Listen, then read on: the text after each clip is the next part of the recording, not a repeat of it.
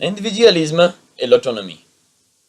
L'individualisme se produit quand un individu tient leurs propres croyances et perspectives, sans être influencé par les forces externes. C'est une idée qui accorde d'importance à la liberté individuelle et les valeurs de l'individu, au lieu du bien commun et les valeurs d'un groupe.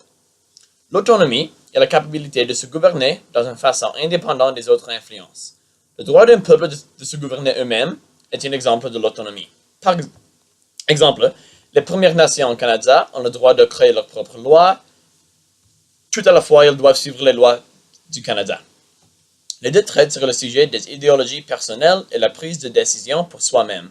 Cependant, l'autonomie c'est plus relié avec un groupe qu'un individu. L'individualisme est une idée sur le droit du continuum. L'autonomie est une idée centre-droite parce que cela concerne les droits d'un petit groupe au lieu d'une société entière.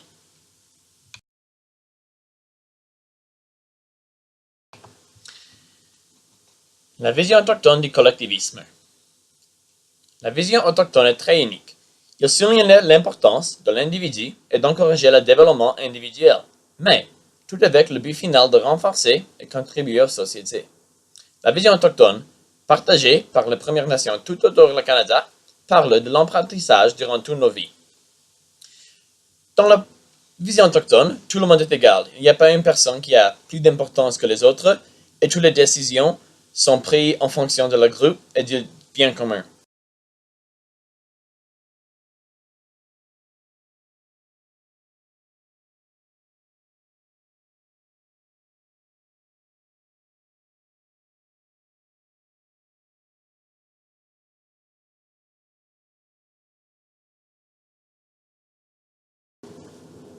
Leurs règles de droit et les droits et libertés individuelles. La règle de droit est un concept judiciaire important. La règle déclare qu'aucune personne n'est plus importante ni par-dessus la loi. Ceci veut dire que les chefs d'État sont sujets aux lois d'un pays, tant que l'armée, les juges ou d'autres gens en position de pouvoir. On dit que tous sont égaux devant la loi. Ça garantit que la loi est un pouvoir suprême dans un pays et tient une autorité suprême. C'est un principe important dans un pays libéral et démocratique, comme le Canada. Les droits et les libertés individuelles sont aussi des concepts de base dans un pays libéral et démocratique. C'est l'assurance de certains droits importants, tels que le droit de vote ou le droit d'expression libre. Compris aussi sont les libertés comme celles de religion et d'association. Depuis la Renaissance, les droits et libertés individuelles ont devenu plus répartis dans la société. Par exemple, le droit de vote a seulement été accordé aux femmes au début du XXe siècle, dans certains pays. Pour une période de temps, les autochtones déclarés non-statut n'avaient pas le droit de vote en Canada. La règle de droit est un concept plutôt envers la gauche sur le continuum. Il faut limiter certains droits et libertés des individus pour le bien commun, et ceci est une idée assez collectiviste. Cependant, les droits et libertés individuelles sont un concept plutôt situé sur le droit du continuum. Je dis cela parce que c'est une idée qui concerne l'individualisme et l'importance de l'individu dans notre société.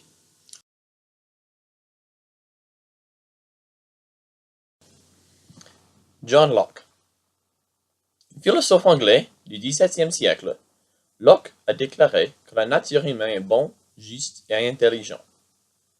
C'est au contraire des idées de Hobbes, qui disait que les humains sont méchants et violents.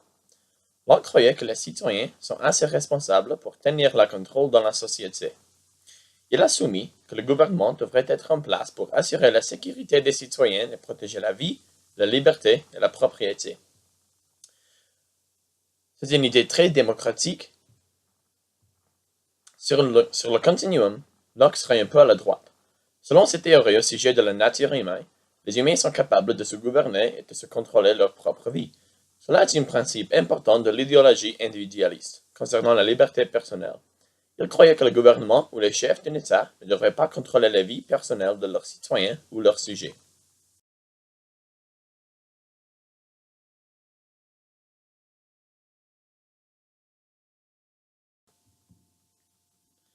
L'intérêt personnel et la concurrence.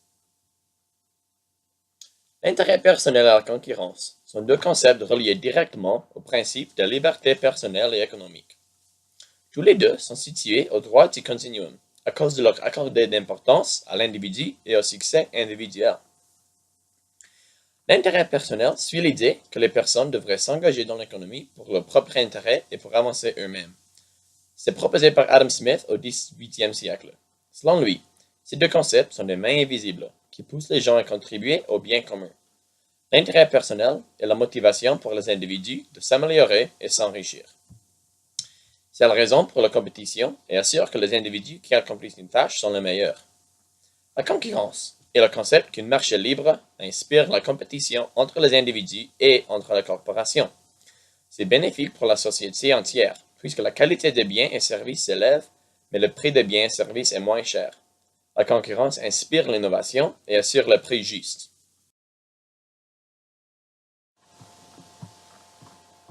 La coopération. C'est un principe de base dans l'idéologie collectiviste. L'idée principale est d'arriver à une solution qui est bénéfique pour les individus ainsi que la société collective. Ceci est mieux accompli lorsque la prise de décision reste dans les mains de plusieurs individus. Il faut que la communauté fait partie de toute discussion. Aujourd'hui, plusieurs entreprises sont des coopératives, ce qui veut dire que les membres de la compagnie sont engagés dans un processus de prise de décision. C'est une idée située sur la gauche du continuum, qui est au contraire des concepts de la concurrence et l'intérêt personnel. Au lieu de battre contre les autres, on travaille ensemble pour trouver une solution ou réponse qui aura des effets positifs pour tous les individus impliqués. Les critiques de la coopération insistent sur les résultats de fin sont moins bénéfiques que si on encourageait la concurrence. Au lieu d'atteindre une résolution exceptionnelle, on a un résultat médiocre. Cependant, la résolution exceptionnelle applique seulement à ceux qui ont du succès, tant que la coopération ne laisse personne sans même un petit effet positif.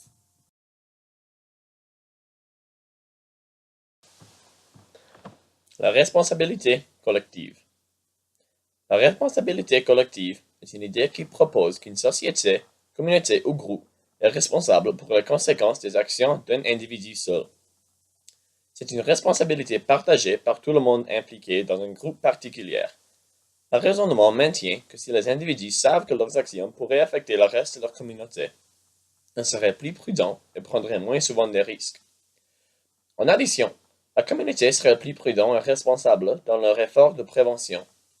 C'est une responsabilité à deux aspects, celle de l'individu envers le groupe et celle de le groupe envers les individus.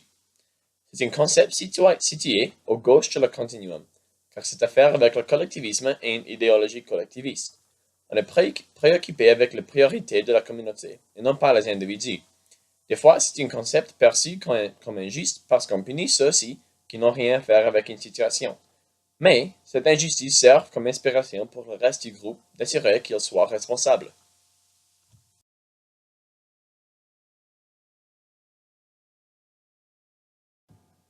Les avantages de l'individualisme.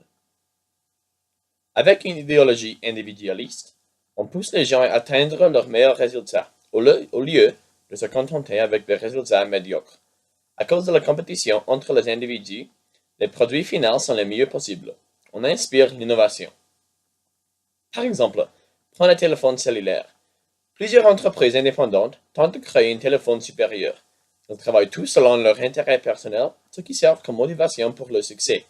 Les cellulaires qu'on a aujourd'hui sont incroyablement complexes et avancés. Ceci est un produit de la concurrence et l'économie individualiste. Ensuite, l'individualisme promeut la diversité. Une société individualiste permet aux individus de s'exprimer et d'être différents, ce qui est bénéfique pour toute la société. Par exemple, ici au Canada, on est un pays pluraliste. Par conséquent, notre société est extrêmement diverse. Grâce à notre statut comme une démocratie libérale, on accorde de l'importance à l'individu. La liberté de religion et de croyance, garantie dans la Charte canadienne des droits et libertés, encourage la diversité de cultures. La diversité sert à renforcer l'économie, à introduire des opinions et perspectives différentes et à rendre notre société plus intéressante. Finalement, l'individualisme valorise la liberté personnelle. Lorsqu'il ne faut pas penser au bien commun, les individus retiennent davantage la liberté individuelle. Prends par exemple encore la Charte canadienne des droits et libertés. La Charte accorde certains droits et libertés individuelles pour insister sur l'individu. La liberté d'expression et de pensée permettent aux individus d'être différents et de vivre selon leurs valeurs et croyances. Dans une démocratie libérale comme le Canada, Il faut limiter ces droits à un certain point pour le bien commun. La politique individuelle des pays détermine où se situent ces limites.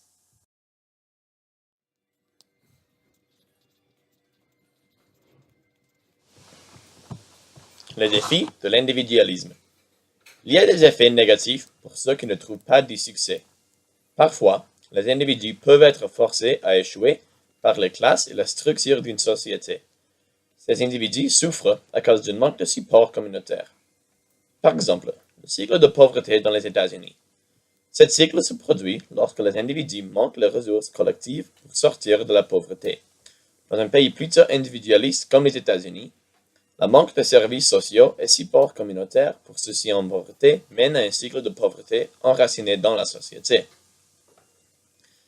Ensuite, c'est injuste envers les individus ayant des handicaps ou des problèmes qui affectent leur vie quotidienne. Prends par exemple l'affaire judiciaire Eldridge v. British Columbia. Les appelants étaient des individus sourds qui voulaient avoir le traducteur dans les hôpitaux sans payer d'extra. Ils disaient que ceci devrait être couvert sur l'assurance de santé. Une idéologie individualiste, où les personnes sont responsables pour leur handicap, n'était pas juste envers ces individus.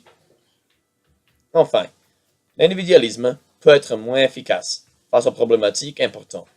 Parfois, on nécessite un groupe de plusieurs individus pour remporter ces changements. Pense au mouvement du suffrage au début du XXe siècle. Des millions de femmes individuelles voulaient le droit du vote, mais elles n'ont pas pu remporter des changements importants. Lorsqu'ils ont formé des unions